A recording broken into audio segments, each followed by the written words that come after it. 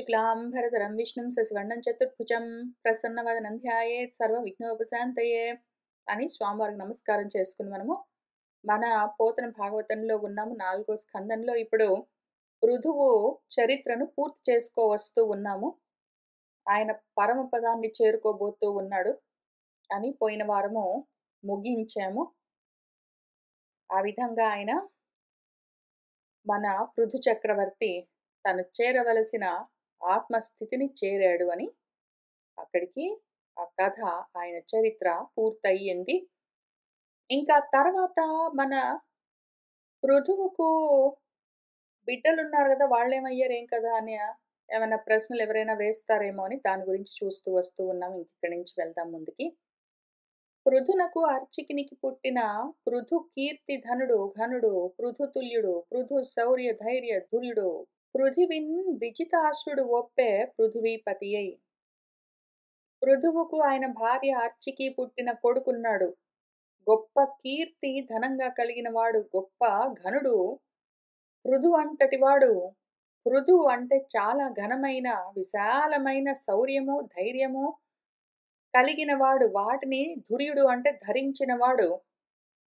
ఈ పృథివిలో విజితాశ్రుడు అని ఒక ఆయన ఉన్నాడు. ఇప్పుడు ఆయన పృథివీపతి అయి ఒప్పెన్ రాజు అయ్యాడు.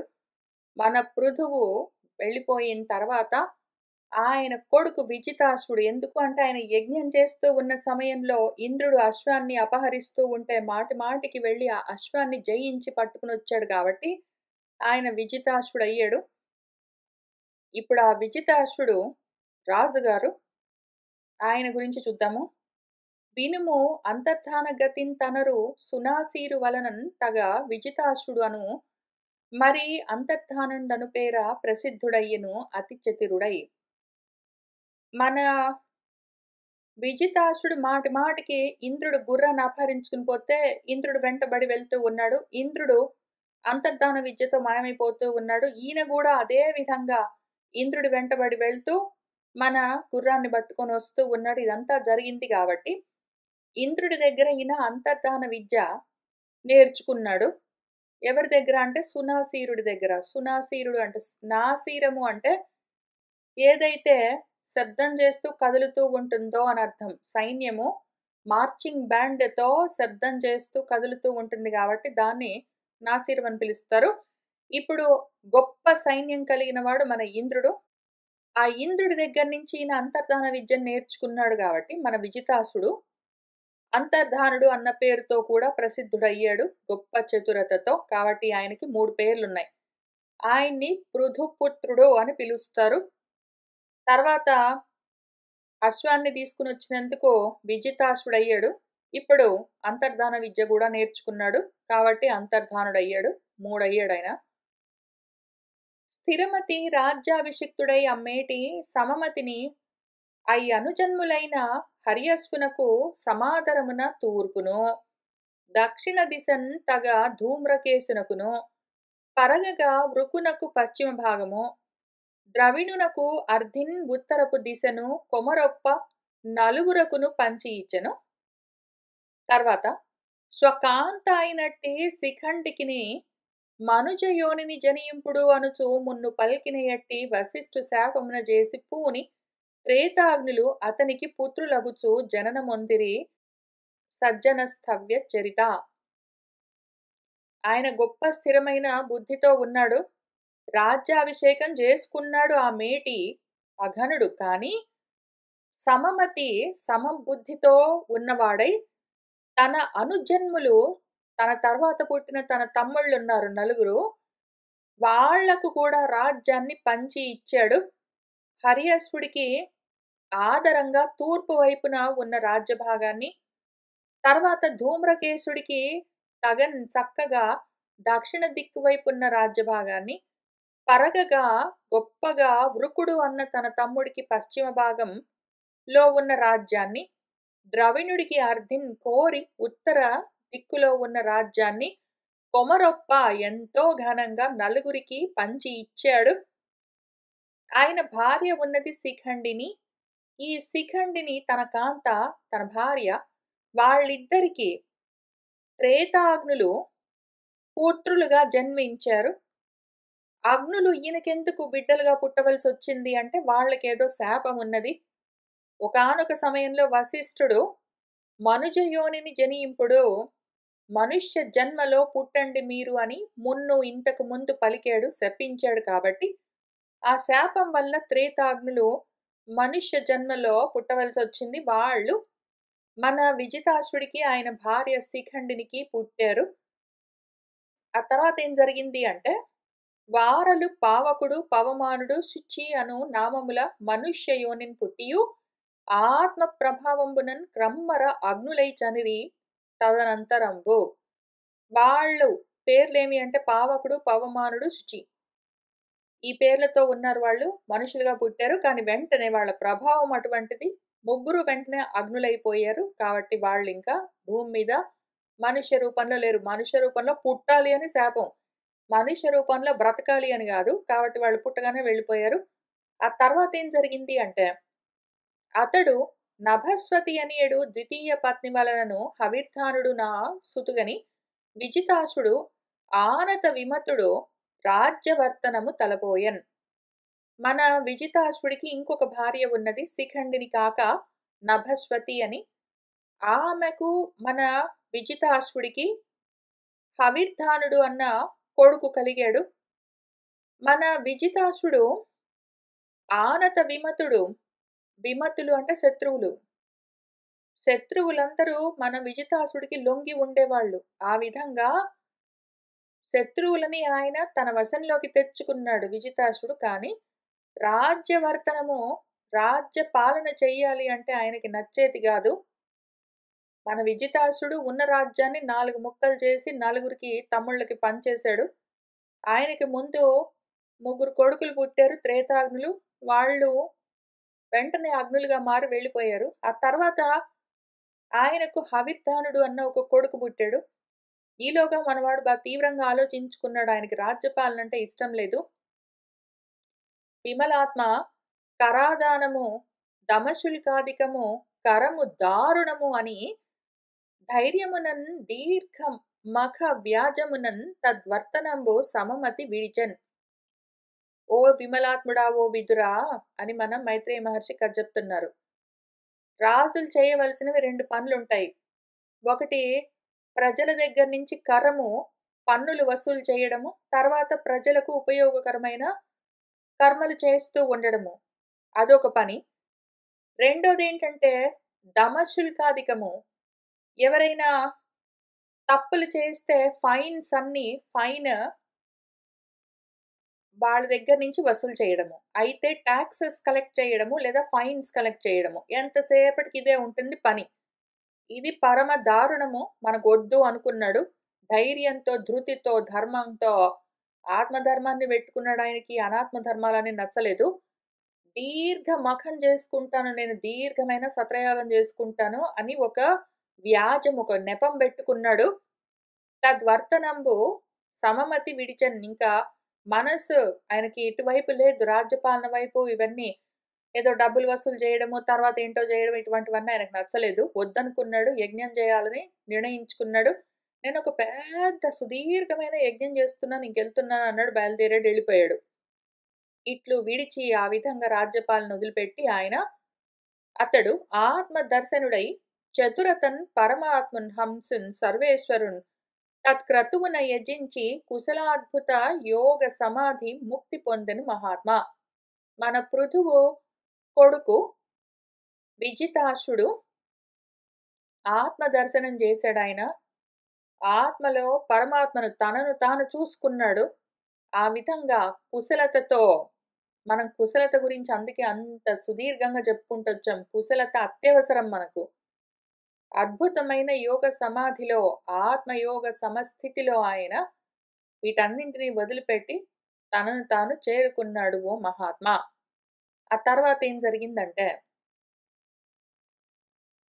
అంతన్ విజితాసుడు పరలోకగతుండైన హవిర్ధానుడు హవిర్ధాని అను భార్య వలన బర్హిష్మతుడు, గయ్యుడు, శుక్లుడు, కృష్ణుడు, సత్యుడు, జితవ్రతుడు అను పుత్రులన్ 6 గాంచన్ అందు. ఈలోగా మన విజితాసుడు వెళ్ళిపోయాడు గదా! విజితాసుడి కొడుకున్నాడు హవిర్ధానుడు.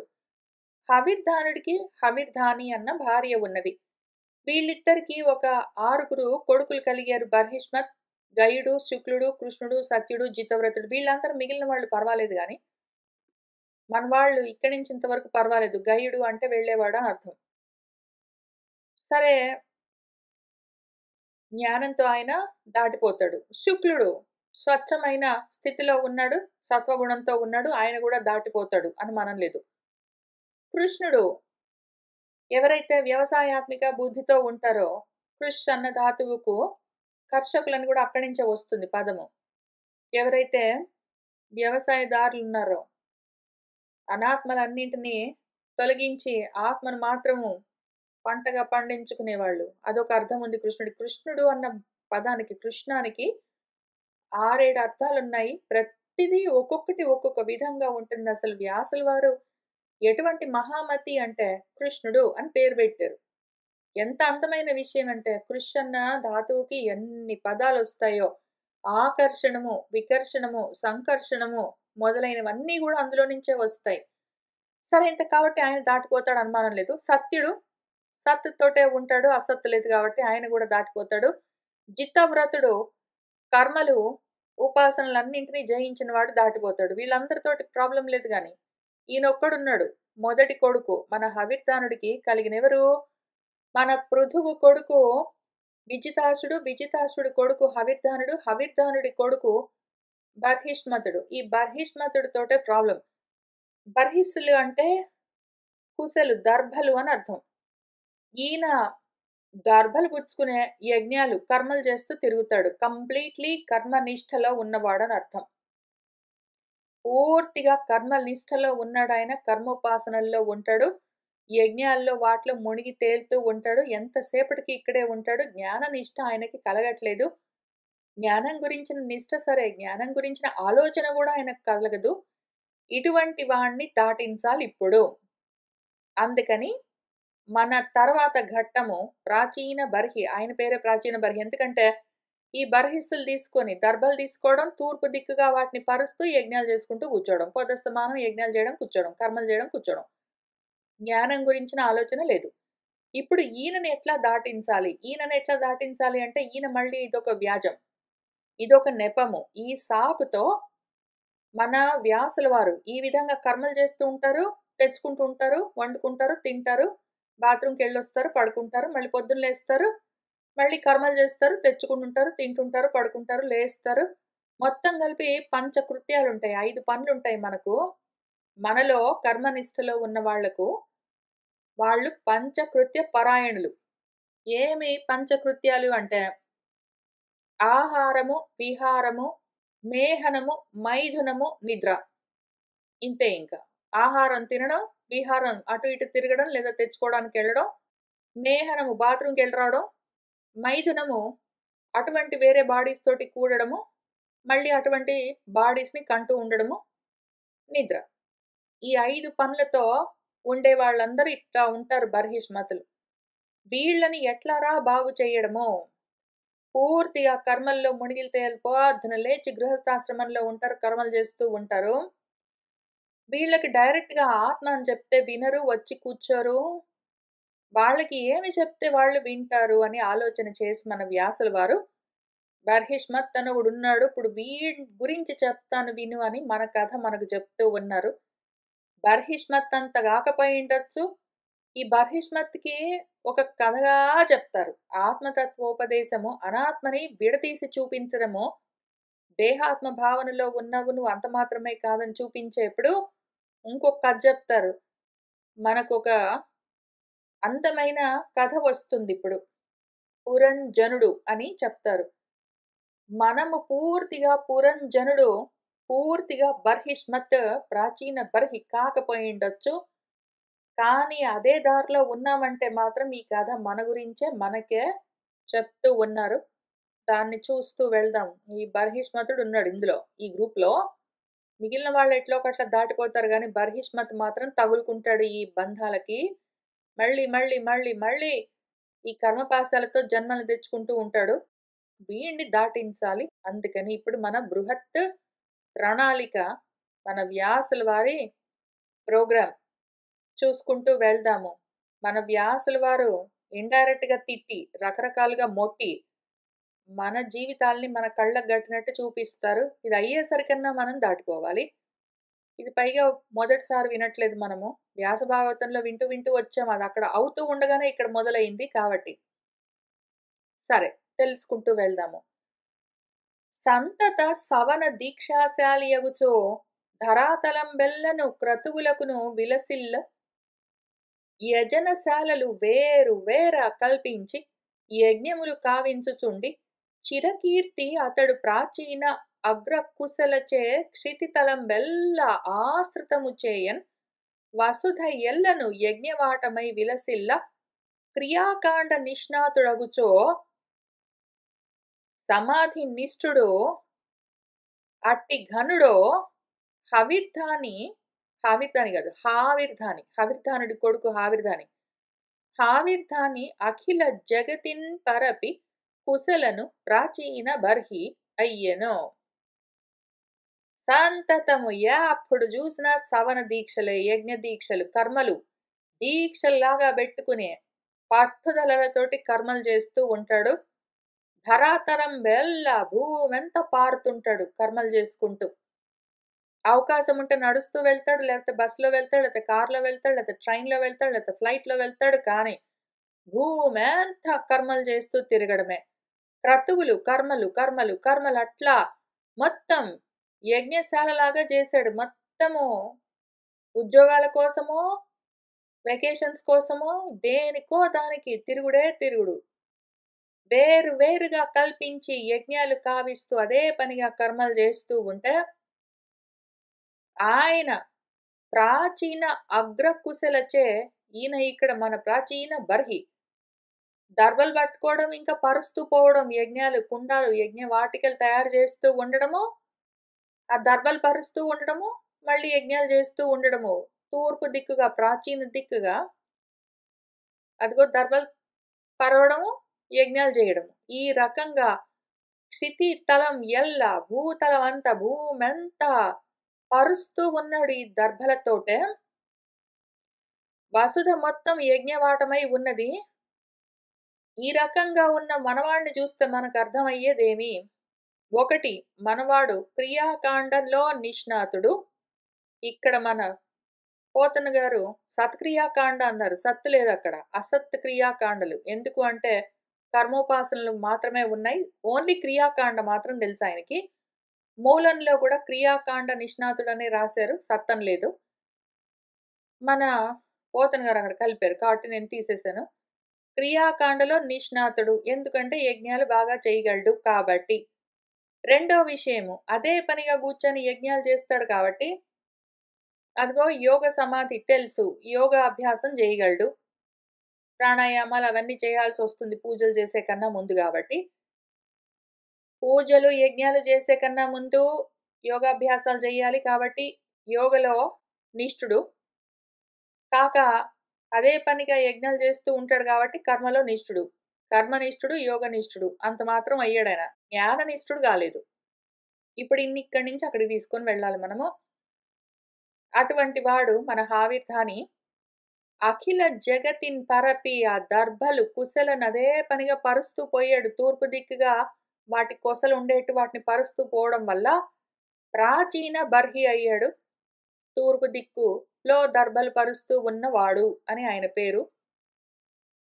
మరియు అతడు అప్పుడేం జరిగిందంటే, అలవడన్ ఏ సతీమణి సమంచితలీల వివాహ వేళ ఉత్కలిక ప్రదక్షిణంబులిడగాగని హవ్యవాహుడు తొల్లి ఇమ్ముల శుకింజూసి మోహమును పొందిన రీతి విమోహి అయ్యను. ఆ లలిత వినూత్న విభూషణ అలంకృత చారు శుభాంగి వెండియున్ సురుచిర భంగిని ఆ సతి కిశోర వయ పరిపాకయై రణత్ వరమణి హేమనూపుర రవంపు చలంగగా ఆడుచున్ దివాకర రుచి రేఖన్ ఒప్పెసగ గాంచి వినిర్జితులైరి దేవ కిన్నర నర సిద్ధ సాధ్య ముని నాగ నభశ్చర ముఖ్యులు ఆంధరు అలవడన్ ఎట్లా ఉందంటే ఆ సతీమణి ఒక అమ్మాయి ఉంది అనగనగా. ఆమె సమంచిత లీలన్ ఎంతో అందంగా పెళ్లి జరుగుతున్న ఆమె పెళ్లి చేసుకుంటూ ఉన్నది. మన ప్రాచీన బర్హిని ఒక అమ్మాయి పెళ్లి చేసుకుంటూ ఉన్నది. ఆ వివాహ సమయంలో ఉత్కలికన్ ఎంతో అందంగా ప్రదక్షిణం చేస్తూ ఉన్నదామె వయ్యారంగా. ఆ హవ్యవాహనుడి చుట్టూ అగ్నిసాక్షిగా ప్రదక్షిణం చేసి వివాహం చేసుకుంటూ ఉంటే, ఇమ్ములన్ ఇంతకు ముందు శుకి అని ఒక అమ్మాయి ఉందిట. మరి ఎవరో ఆమెను చూసి మన హవ్యవాహుడు మోహించట ఏంటో మరి ఆ కథ తెలీదు మనకి. అదే విధంగా ఈమె పాపము పెళ్లి చేసుకుంటూ ఆయన చుట్టూ ప్రదక్షిణం చేస్తుంటే అగ్ని ఆమెను చూసి మోహించట మరేంటో. అటువంటి లలితమైన, వినూత్నమైన, అందమైన ఆభరణాలన్నీ వేసుకుని, అలంకరించుకుని చాలా అందంగా ఉందిట మన పెళ్లి కూతురు. సురుచిర భంగిన్ ఎంతో అందంగా ఆ అమ్మాయి కిషోర వయ పరిపాకయై ఆమె తొలి యవ్వనంలో ఉంది. రణత్ మోగుతూ ఉన్న వరము శ్రేష్టమైన మణులతో కూడిన హేమమయమైన బంగారపు నూపురాలు కాళ్ళ గజ్జెలు రవం చేస్తూ ఉంటే ఆడుతూ ఆమె దివాకరు రుచి ఏదో సూర్యుడిలాగా ఒప్పుతూ ఉన్నది.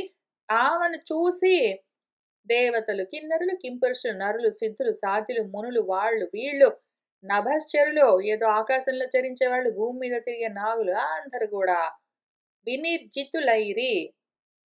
ఆమె ముందు ఓడిపోయారు. ఆమెను మోహించి అని చెప్తున్నారు. ఇది మూలంలో గూడా ఉంది గానీ, అది కూడా మళ్ళీ 3 పాదాలతో ఉన్న అంతకన్నా పైన ఒక 2 పాదాలు మొత్తం 5 పాదాలతో ఉన్న విచిత్రమైన కథ. అసలు ఇది ఒరిజినల్ స్టోరీకి ఏం కనెక్షనో, ఇందులో ఉన్న శుకి ఎవరో తెలీదు. ఆ హవ్యవాహుడు ఆమెను మోహించిన తర్వాత ఏమైందో తెలీదు. ఈ రకంగా ఎవరిని చూస్తే వాళ్ళని మోహించే అగ్ని ఉంటే, అగ్ని సాక్షిగా పెళ్లి చేసుకొని వీళ్ళేమైపోతారో తెలీదు. అసలు ఈ కథ అక్కడ ఎందుకుందో నాకు అర్థం కాలేదు. ప్రాబబ్లీ ప్రాయశ్చిత్తము, అక్కర్లేని విషయము.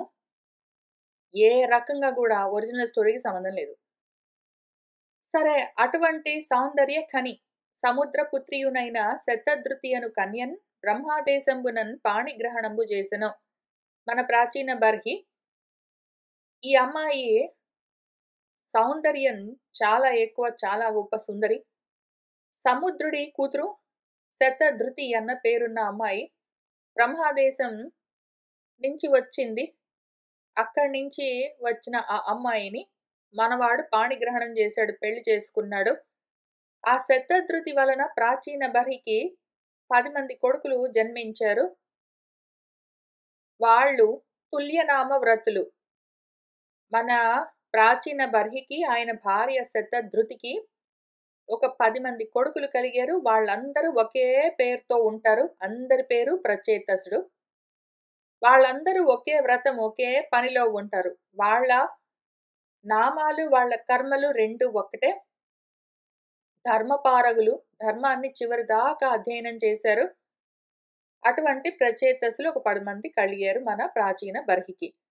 వారు ప్రజాసర్గంబునందు తండ్రి చేత ఆజ్ఞాపితులై తపంబు గావింప వనంబున కుంచను సమయంబునన్ తత్మార్గంబున ప్రసన్నుండగుచు దృశ్యమానుడైన రుద్రుని చేత ఏది ఉపదేశింపబడినో దాని జప ధ్యాన పూజా నియంబుల సేవించుచు తపప్పతిని 10,000 దివ్య వత్సరంబులు పూజించిరి అని చెప్పినన్ విని విదురుడు మైత్రేయుడితో ఇట్లా అన్నాడు.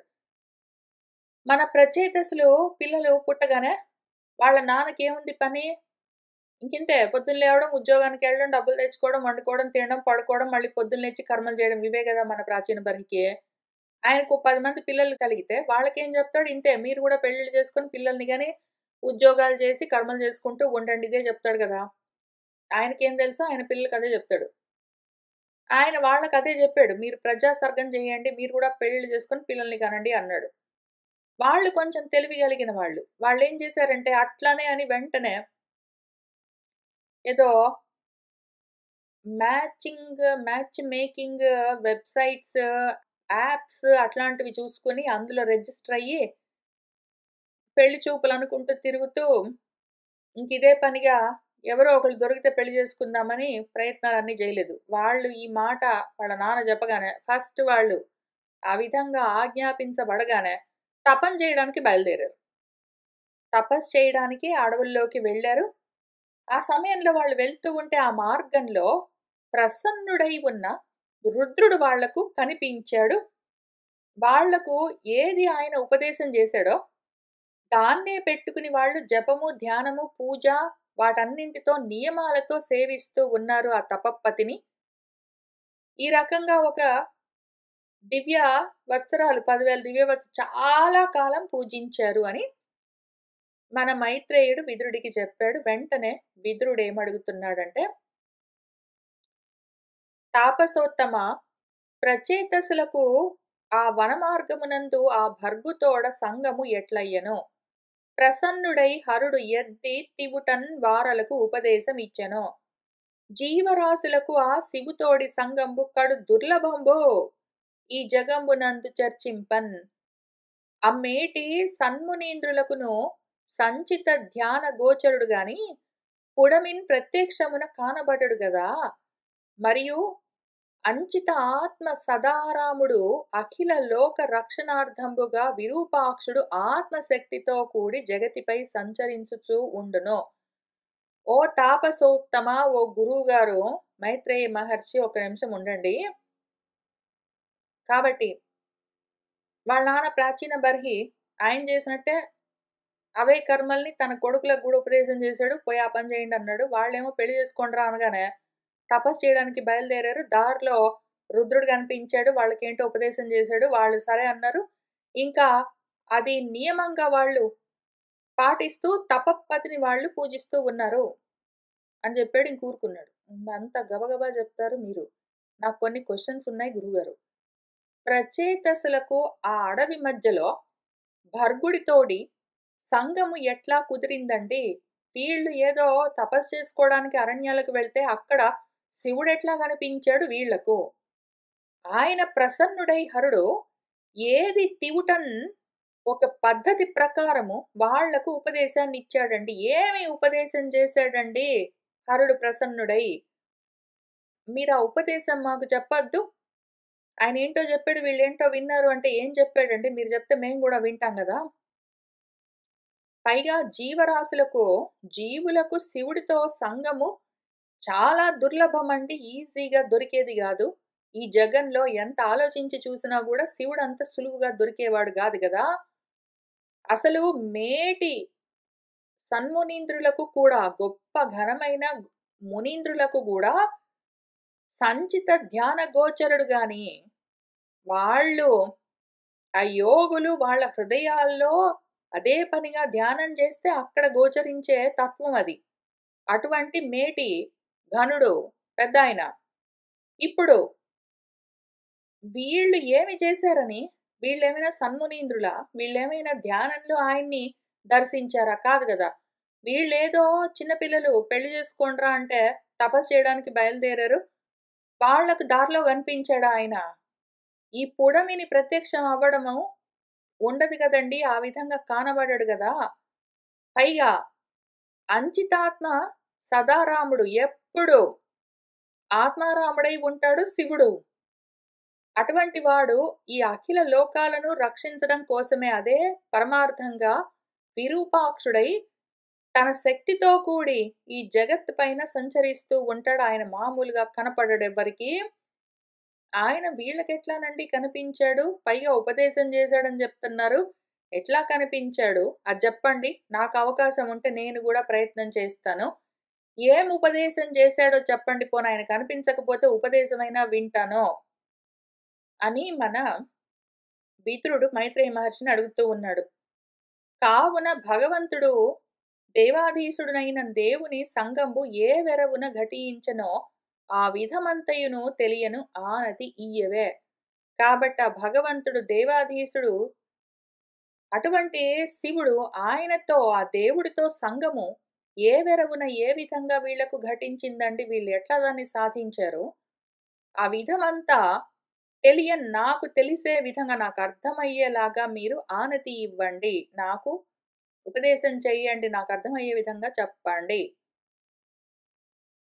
అనవుడు విదురునకు అమ్మునిజన నాయకుడు అనియను అట్టి సాధు మనీషంతనరు ప్రచేతసులును నిజజనకుని సద్భాషణములు సమ్మతి తోడన్. అనవుడు అన్నప్పుడు మన విదురుడితో ఆ మునిజన నాయకుడు మునిశ్రేష్ఠుడు మైత్రేయ మహర్షి ఈ విధంగా అనియన్ అన్నాడు. మన మైత్రేయుల వారు మనకేం చెప్తున్నారంటే, అటువంటి సాధు మనీషంతనరు, అటువంటి ఎందుకు అంటే శివుడు ఉపదేశం చేస్తే పట్టుకోవడానికి తగిన విధంగా వీళ్ళ మనీషా, వీళ్ళ బుద్ధి ఉన్నది. వాళ్ళ బుద్ధి సత్తు వైపుకి తిరిగి ఉన్నది. అందుకని పెళ్లి అనగానే వాళ్ళు గృహస్థాశ్రమంలోకి వెళ్లే కన్నా ముందు తపించడం కోసం బయలుదేరారు. వాళ్ళంతవరకు నేర్చుకున్నదేమున్నదో దాన్ని తప్పించి సుస్థిరం చేసుకుని, ఆ తర్వాత గృహస్థాశ్రమంలోకి వెళ్ళి అంతవరకు చదువుకుని, నేర్చుకుని, ఉపదేశాలు పొంది, విచారించింది తపించడం అంటే దాని గురించి ఆలోచించడం, విచారించడం. విచారించి పెట్టుకున్న విషయాన్ని వదిలిపెట్టకుండా గృహస్థాశ్రమ ధర్మాల్ని పూర్తి చేస్తూనే, ఇది కూడా స్వాధ్యాయంతో పాటు కూడి ఉండి, తర్వాత గృహస్థాశ్రమ ధర్మాలు పూర్తవ్వగానే వాళ్ళు వానప్రస్థమో, సన్యాసమో తీసుకుని, వాళ్ళ ఆత్మస్థితిని వాళ్ళు చేరుకోవడం కోసం సాధన చేసుకుంటారు. ఇంతటి ఆలోచనతో బయలుదేరిన వాళ్ళు గొప్ప బుద్ధితో ఉన్నవాళ్ళు కాబట్టి, వాళ్ళు ఈ ఆత్మజ్ఞానాన్ని ఇప్పటికిప్పుడు వాడనవసరం లేదు. ఇప్పుడు ఆత్మజ్ఞాన బోధ చేస్తే ఇప్పుడు వెంటనే పట్టుకుని దాన్ని వెంటనే సాధించవలసిన పని లేదు. కావాలంటే ఇది విని జాగ్రత్తగా గృహస్థాశ్రమంలోకి వెళ్ళి దాన్ని వదిలిపెట్టకుండానే, ఆత్మను వదిలిపెట్టకుండానే గృహస్థాశ్రమ ధర్మాల్ని పూర్తి చేసుకుని, తర్వాత ఆ గృహస్థాశ్రమ ధర్మాలు పూర్తయిన తర్వాత ఆత్మధర్మాన్ని పూర్తిగా పట్టుకోవచ్చు. మన కర్దముడు చేసినట్టు. అటువంటి ఆలోచనతో బయలుదేరారు కాబట్టి వాళ్ళు సిద్ధమై ఉన్నారు. అందుకని ఆ ప్రచేతసులతో వాళ్లకు వాళ్ళ నిజ జనకుడు వాళ్ళ నాన్న ఈ విధంగా మీరు చెయ్యండి అని ఏది చెప్పాడో మన ప్రాచీన బర్హి, దాన్ని వాళ్ళు సమ్మతితోడన్ చక్కటి బుద్ధితో అర్థం చేసుకున్నారు. పెళ్లిళ్ళు చేసుకొని రానంగానే ఆడపిల్లల్ని వెతుకుతూ బయలుదేరలేదు. ఆ మాటలు విన్నారు. శిరమున వహించి ప్రాప్తిస కరిగెడి సమయమున ఎదురన్ అంబుది కంటే పరపగు ఒక సరసి మనోహర నిర్మల సలిల పూర్ణయ్యి అది మరియున్. వాళ్ళ నాన్న చెప్పిన మాటని వాళ్ళు బుద్ధిలో పెట్టుకున్నారు. శిరస్సును వహించి అంటే బుద్ధిలో పెట్టుకున్నారు, ఆలోచించుకున్నారు. ప్రాప్తిసన్ తూర్పు దిక్కుగా వెళ్తూ ఉన్న సమయంలో ఎదురుగా వాళ్లకు ఒక పరపైన అందమైన సరస్సు, మనోహరమైన నిర్మలమైన నీటితో పూర్ణమై ఉన్నదొకటి కనిపించింది. అదెట్లా ఉన్నది అంటే ఆ సరస్సు రక్తోత్పల ఇందీవర ప్రఫుల్ల అంబోజ కమనీయ కల్హార కలిత మగుచు కంజాత కింజల్క పుంజ విక్షేపక మంద గంధానిల ఆనంద మగుచు రమణీయ హంస సారస చక్రవాక కారండవ నినదాభిరామ మగుచు వర మత్త మధుప సుస్వర మోద పల్లవాంకురిత లతా తరు భరిత మగుచు సిద్ధచారణ గంధర్వ సేవ్య మగుచు పుణ్యములకు ఆలయమై పొలుపు మిగిలి లలితమై చూడనొప్పగు లక్షణముల పరగి శుచి లఘు మధుర అంబు భవ్యమగుచు రక్తము ఎర్రవి, ఉత్పలము తెల్లవి, ఇందీవరము ఏదో నల్లవి, బాగా ప్రఫుల్లము బాగా విరబూసి ఉన్న అంబోజములు, పద్మాలు, కమనీయమైన కల్హారాలు కలువలు వాటితో కలితము కూడి ఉన్నదా సరస్సు. కంజాత కింజల్క పుంజము పద్మాల పుప్పొళ్లతో ఆ పుప్పొళ్ళన్నీ వెదజల్లబడుతూ ఉంటే మందగంధ అనిల ఆనందమగుచు మెల్లమెల్లగా వీస్తూ ఉన్న గాలి ఆనందాన్ని కలిగిస్తూ ఉంటే ఈ పద్మాలలో నుంచి వస్తున్న పుప్పొళ్లలో నుంచి వస్తున్న మకరందంతో కూడి ఉన్న పరిమళ భరితమైన గాలులతో ఆ చుట్టుపక్కలంతా ఆనందం కలుగుతూ ఉంటే రమణీయమైన హంసలు, సారసాలు అంటే నీళ్ల పక్కన పెరిగే బాతులు మొదలైనవి, చక్రవాకాలు, కారండవాలు బెగ్గురు పక్షులు అంటారు. ఇటువంటి నీటి బాతులు మొదలైన నీళ్ల చుట్టుపక్కల ఉండే ఏ ఏ పక్షులున్నాయో వాటి నినాదాలతో అభిరామమై అందంగా ఉన్నది ఆ సరస్సు. వరము శ్రేష్టమైన మత్తెక్కి ఉన్న మధుపాలు తుమ్మెదల ఝంకారాలతో అవి ఆమోదిస్తూ అందంగా తుమ్మెదలు లేత చిగురుటాకులను తింటూ ఉంటే, ఆ లేత చిగురుటాకులతో కూడి ఉన్న లతలు, వాటితో కూడి ఉన్న చెట్లతో ఆ చుట్టుపక్కలంతా రమణీయంగా ఉన్నది. అక్కడ సిద్ధులు, చారణులు, గంధర్వులు సేవిస్తూ ఉన్నారు. పుణ్యాలకు ఆలవాలమై ఉన్నది. ఎంతో పొలుపు మిగిలి, ఎంతో అందంగా లలితమై, చూడనొప్పగు, చూడడానికి ఎంతో అందంగా ఉన్నది. గొప్ప లక్షణాలతో ఉన్నది. శుచి అయిన లఘు, నిర్మలమైన, మధురమైన అంబువులతో, నీటితో భవ్యమై ఉన్నది. ఆ తర్వాత అసలు ఇదే కొంచెం ఎక్కువగా రాశారు. ఈ 2 విషయాలు అసలక్కడ లేవు. మన పోతన గారు చాలా భావన చేసి ఆ సరస్సుని వర్ణించారు గానీ, సరస్సు అక్కడ ఫోకస్ కాదు మనకు. ఆ సరస్సు మన ఫోకల్ పాయింట్ గాదు కాబట్టి దాన్ని దాటుతున్నాను. దాన్ని వర్ణించుకుంటూ కూర్చుంటే ఏం ఉపయోగము? అక్కడో సరస్సున్నది. అందులో నుంచి మన పరమశివుడు బయటికొస్తూ ఉన్నాడు. వీళ్ళటు వెళ్తూ ఉన్నారు. ఆ సరస్సులో నుంచి శబ్దాలన్నీ వినిపిస్తూ ఉంటే వీళ్ళు విని ఆగారు. ఆయన కనిపించి ఇంకా ఉపదేశం మొదలుపెట్టాడు. అది సీన్. కాబట్టి ఫోకస్ అక్కడే ఉంచుదాము. సరస్సు ముఖ్యం గాదు మనకు. "ఒప్పునట్టి సరోవరంబు పొడగని అందు ఒక దివ్య పురుషుడిని చూశారు వీళ్ళు." ఆ సరోవరం కనిపించింది. అక్కడి నుంచి ఒక దివ్య పురుషుడు అందులో నుంచి బయటకొస్తూ కనిపించాడు. సమదక శ్రీక మృదంగ వేణుముఖ భాస్వత్నాదమై దివ్య మార్గ మనోరంజకమై తనర్సు విలసద్ గాంధర్వ గానంబు నెయ్యము సంధిలగవించు తత్ కమలాకరంబు వెడలెన్ కౌతూహలోల్లాసియై. సమదక శ్రీ ఎంతో అందంగా మృదంగాలు, వేణువులు, ఆ నాదాలన్నీ వినిపిస్తూ ఉంటే, ఆ దివ్యమైన, మనోరంజకమైన ఆ వేణుగానాలవన్నీ విలాసంగా గంధర్వ గానాలతో కూడి వినిపిస్తూ ఉంటే, అటువంటి ఆ సరస్సులో నుంచి, ఆ కమలాకరంలో నుంచి కుతూహలంతో, ఉల్లాసంగా మన పరమశివుడు బయటికొస్తూ ఉన్నాడు. మధ్యలో ఇక్కడ ఎందుకో మన పోతన గారు ఆయనే ఆశ్చర్యపోతూ బయటికొచ్చాడని రాశారు. శివుడు ఆశ్చర్యపోతూ ఆ సరస్సులో నుంచి వినిపిస్తూ ఉన్న గంధర్వ గానాలు, వేణుగానాలన్నీ విని శివుడు ఆశ్చర్యపోతూ సరస్సులో నుంచి బయటికి రాలేదు. ఆయన అవన్నీ వింటూ బయటికొస్తూ ఉంటే, ఇదంతా చూసి మన ప్రచేతసులు ఆశ్చర్యపోయారు. సరే అందుకని ఆ లైన్ వదిలిపెట్టేశాను. ఇట్లు వెడలి వచ్చినన్ కనిరి ఆ తాపస పుంగవులు దివిజలోక శ్రేష్ఠునిన్ తప్త కాంచన వర్ణున్ సనకాది యోగి జన భాస్వత్ గీయమానున్ త్రిలోచనున్ భక్తానుగుణానుగున్ సుమహిత ఐశ్వర్యున్ ప్రసాదాభి శోభన వక్తృన్ నిహతాగ కర్తృన్ జన సంపద్ భద్రున్ రుద్రున్.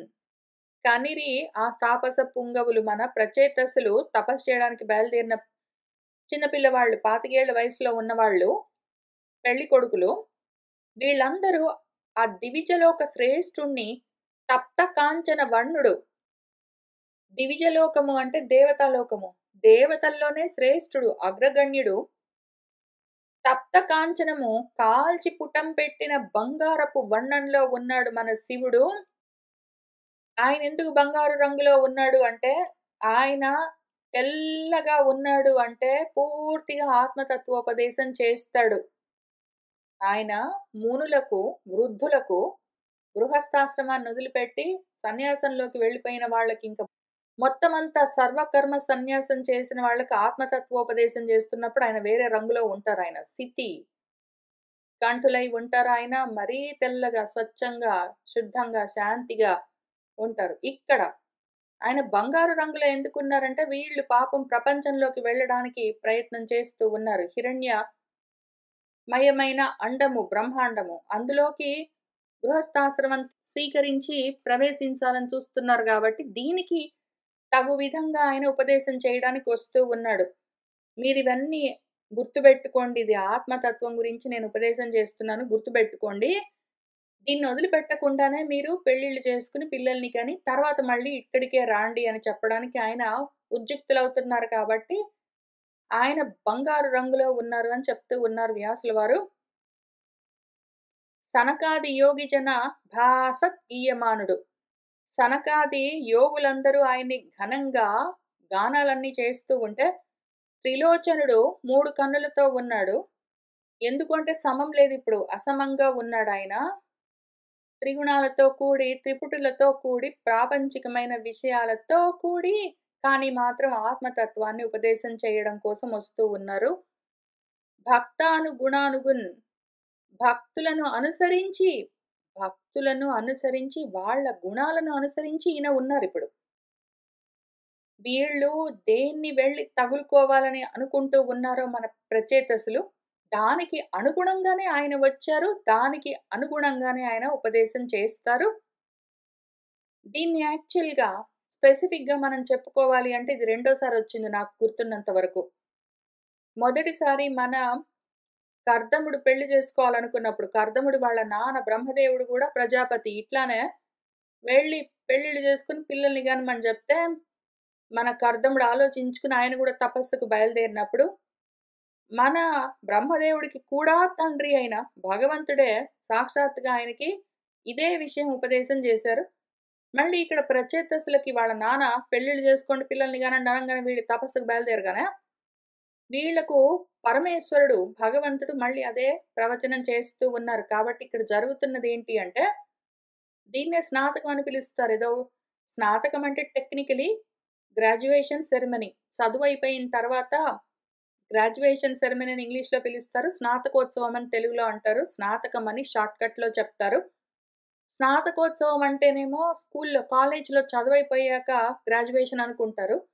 స్నాతకం అంటే మాత్రము పెళ్లి కన్నా ముందు ఆదరాబాదరాగా మన పెళ్ళికొడుక్కు చేసే ఒక తతంగం అనుకుంటారు. కానీ టెక్నికలీ స్నాతకము అంటే శుచి అవ్వడానికి కావలసిన జ్ఞానోపదేశం కలగడము. పెళ్లి చేసుకునే కన్నా ముందు తప్పనిసరిగా చేయవలసిన ఉపదేశం. అక్కడ మనకు మూడో స్కందంలో కర్దముడికి చేస్తారు.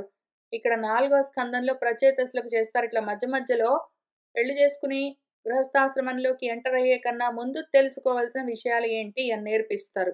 నేర్చుకున్నాక వదిలిపెట్టకుండా, మర్చిపోకుండా వాటిని జాగ్రత్తగా జ్ఞాపకం పెట్టుకుని మనము ఆ గృహస్థ బాధ్యతల్ని ఎంతవరకో అంతవరకు ఒక 25 ఏళ్ళు చేసి, ఎందుకు అంటే 25 ఏళ్ల వయసులో పెళ్లి చేసుకున్నామనుకోండి, అక్కడి నుంచి ఒక 25 ఏళ్ళు గృహస్థాశ్రమ ధర్మాల్ని బాధ్యతగా నిర్వర్తించి, 50 ఏళ్ళకి మళ్ళీ మన సైడ్ మనం తిరగాలి. ఆత్మ వైపుకి తిరగవలసొస్తుంది. అప్పుడు కావాలి ఈ ఇన్ఫర్మేషన్.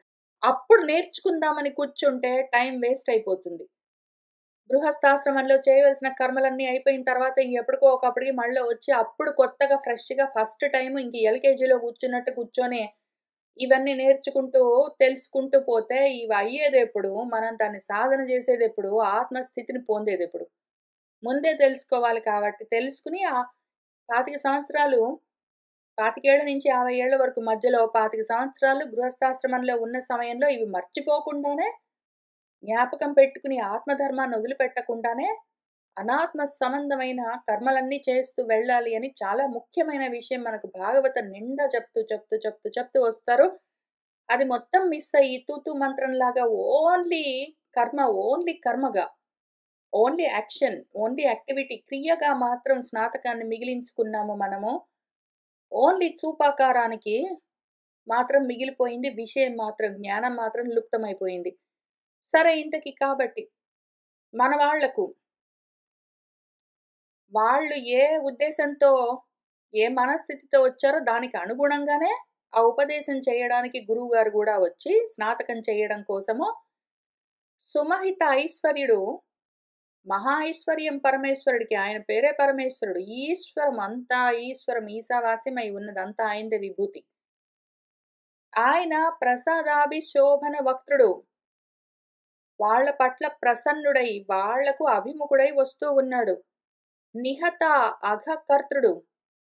పాపాలన్నింటినీ నాశనం చేసే పనిలో ఉన్నవాడు. జనసంపద్భద్రుడు. జనులకు వాళ్ళ సంపద ఏదున్నదో దాన్ని భద్రంగా నిలిపేవాడు రుద్రుడు. ఆయనే ఎదురై వచ్చారు. కని వారలు తమ మనముల అనురాగము అద్భుతము అనయము పొడమన్ వినయము తోపక తత్పదవనజములకు మ్రొక్కి భక్తి వశగతులగుచున్. వాళ్ళు ఆయనను కన్నారు, చూశారు. వాళ్ళ మనసుల్లో అనురాగం పొంగింది. అద్భుతం అనిపించింది. ఎంతో ఆశ్చర్యంతో వినయంగా ఆయన పాదాలకు నమస్కారం చేసి వాళ్ళు నిలబడి ఉన్నారు. వాళ్ళేమి మాట్లాడరు. ఓన్లీ వెళ్ళి అక్కడ నిలబడి ఆయనకు నమస్కారం చేసి ఊరుకుంటారు. ఇంకా అప్పుడు వాళ్ళ ముఖాలే చూస్తూ ఈశ్వరుడు వాళ్లకు ఉపదేశం చేస్తూ ఉంటారు. భగవంతుడు అఖిల ధర్ముడు, కృపాళుడు, భక్తవత్సలుడు, అఖిల పాపహరుడు అయిన హరుడు ప్రీతుడగుచు ప్రసన్నాంతఃకరణులు, ధర్మజ్ఞులు, శీల సంపన్నులు, సుప్రీతులు అయిన లేదా సంప్రీతులు అయిన వారులతో ఇట్లు అనియన్. మన భగవంతుడు అఖిల ధర్మాలు తెలిసినవాడు. ఇప్పుడు అనాత్మ కర్మల్లోకి వెళ్ళబోతూ ఉన్న వాళ్లకు ఆత్మ ధర్మాలతో పాటు కలిపి ఉపదేశం చేయడానికి వచ్చారు. ఎందుకు అంటే కృపాళుడు, దయతో కూడి ఉన్నవాడు, ఆయన దయ కలిగిన వాడు కాబట్టి, భక్తుల పట్ల వాత్సల్యం కలిగిన వాడు కాబట్టి,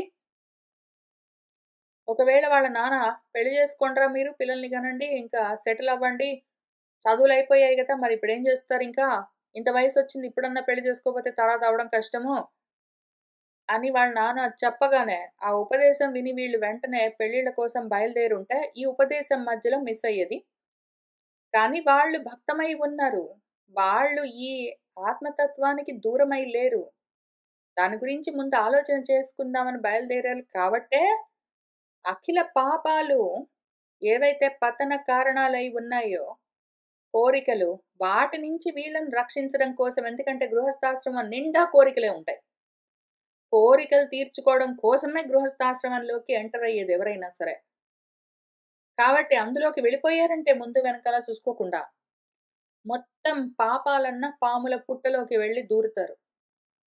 అందులో నుంచి వాళ్ళని ఉద్ధరించడం కోసమే అటువంటి పాపాలను హరించే హరుడు ప్రీతుడై ఇప్పుడు ప్రసన్నాంతఃకరణులు వీళ్ళు ఆ రకంగా మనవాడున్నాడు. గురువుగారి మనస్థితి ఎట్లా ఉన్నది? మన గురువుగారు సకల ధర్మాలు తెలిసినవాడు, వీళ్ళ అవసరాన్ని బట్టి ఉపదేశం చేయగలిగినవాడు, చెయ్యాలి అన్న ఉద్దేశంతో దయ కలిగి ఉన్నవాడు, వాళ్ళ పట్ల వాత్సల్యం కలిగి ఉన్నవాడు, వాళ్లలో ఒకవేళ దోషాలు పాపాలు ఏమైనా ఉంటే వాటిని నిర్మూలించగలిగినవాడు, ప్రీతితో ఉన్నాడు. ఇన్ని లక్షణాలు గురువుగారిలో ఉన్నాయి. ఇప్పుడు శిష్యులలో ఉండవలసిన లక్షణాలు వీళ్ళలో కూడా ఉన్నాయి. శిష్యుల్లో ఉన్న లక్షణాలు ఏమి? ప్రసన్నమైన అంతఃకరణంతో ఉన్నారు. కదిలిపోతూ కోరికలతో, కోపాలతో, మోహాలతో, లోభితనాలతో, శోకాలతో, వేరే వేరే పనులతో ఎక్కడెక్కడో మనసంతా పెట్టుకుని రాలేదు స్టూడెంట్స్. వాళ్ళ మనస్సులు ప్రశాంతంగా ఉన్నాయి. వాళ్ళ అంతఃకరణము శాంతిగా ఉన్నది. వాళ్ళు కూడా ధర్మం తెలిసిన వాళ్ళు. అందుకనే కదా ఆత్మానాత్మ విచారణ చేసుకుందామని తపించడం అంటే ఆలోచించుకోవడం కోసం వచ్చారు వాళ్ళు. పెళ్లిళ్ళు చేసుకోండి రానంగానే పరిగెత్తలేదు వాళ్ళు. ఆలోచన చేసుకోవడానికి వచ్చారు. ధర్మం తెలిసిన వాళ్ళు కూడా. శీలం కలిగిన వాళ్ళు, సౌశీల్యం కలిగిన వాళ్ళు ప్రీతితో ఉన్నారు. వాళ్ళు కూడా ప్రీతిగా ఉన్నారు. గురువుగారు కూడా ప్రీతిగా ఉన్నాడు. గురువు గారికి శిష్యుల పట్ల ప్రీతిభావం ఉన్నది. శిష్యులకు గురువు గారి పట్ల ప్రీతిభావం ఉన్నది. ఈ రెండు మ్యాచ్ అవ్వకపోతే మాత్రము సహనవవతు అని వాళ్ళిద్దరు కలిసి చదువుకుని ముందుకు వెళ్ళడం అన్నది ఉండదు. కాబట్టి ఇద్దరు మ్యాచ్ అయితూ ఉన్నారు ఇక్కడ. వీళ్ళేమో ధర్మజ్ఞులు, ఆయన ధర్మం తెలిసినవాడు. వీళ్ళేమో శీల సంపన్నులు, ఆయనేమో దయ కలిగినవాడు. వీళ్ళేమో సంప్రీతితో ఉన్నారు, ఆయన ప్రీతుడై ఉన్నాడు. ఈ రకంగా గురు శిష్యులిద్దరూ తగిన వాళ్ళై ఉండడం చేత వాళ్లతో మన గురువు గారు ఈ విధంగా అంటూ ఉన్నారు. ఆయన ఏమంటున్నారంటే, వినుడు నృపాల నందనులారా, మీ మదింగల తలంపెల్లను కానవచ్చెను, మీకు భద్రం బగును. మీ ఎడ నేను అనుగ్రహ బుద్ధి చే ఇటు కానంబడి తిని, కైకొని ఇప్పుడు సూక్ష్మము త్రిగుణాత్మకమును అగు నా ప్రకృతి కంటే ధరణింపరగు జీవుని కంటే పరుడైన వాసుదేవుని చరణాబ్జముల్ తనరు భక్తిని అర్థిని ఎవ్వరు భజింతురో అట్టివారు నాకు ప్రియతములు. వారికి నయచరిత్రులారా, ఏను ప్రియుడనై భూరి మహిమ వెలయుచుందును, అదిగాక వినుడు మీరు. నేను మీకు ఉపదేశం చేయడానికి వచ్చాను కదా, ఎందుకు చెయ్యాలనుకున్నాను, మీరు ఎందుకు దీనికి అధికారులు, అని ముందు చెప్తున్నారు మన గురువుగారు. వినండి ఓ నృపాల నందనులారా, రాకుమారులారా!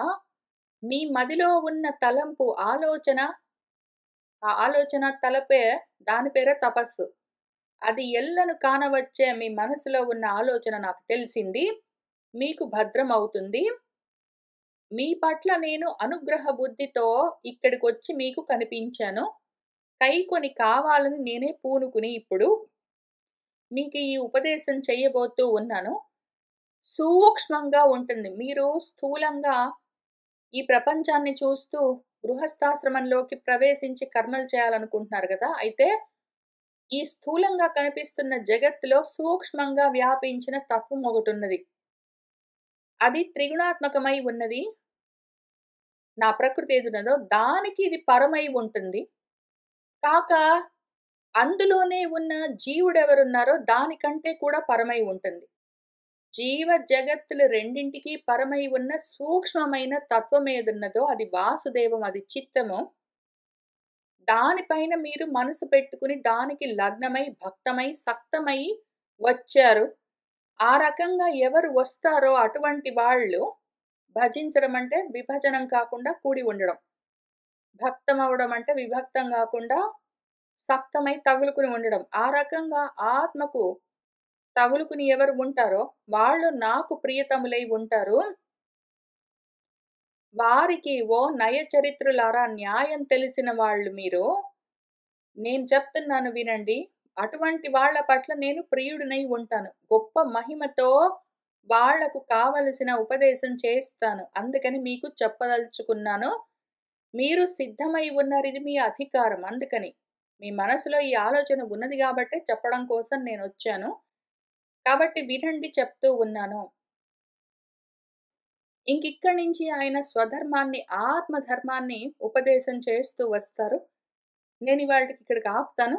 వచ్చే వారము మన పరమశివుడు మన ప్రచేతసులకు చెప్పే ఉపదేశాన్ని మనం తెలుసుకుంటూ ముందుకు వెళ్దాము. సర్వం శ్రీకృష్ణ పరబ్రహ్మ పాదారవిందార్పణమస్తు.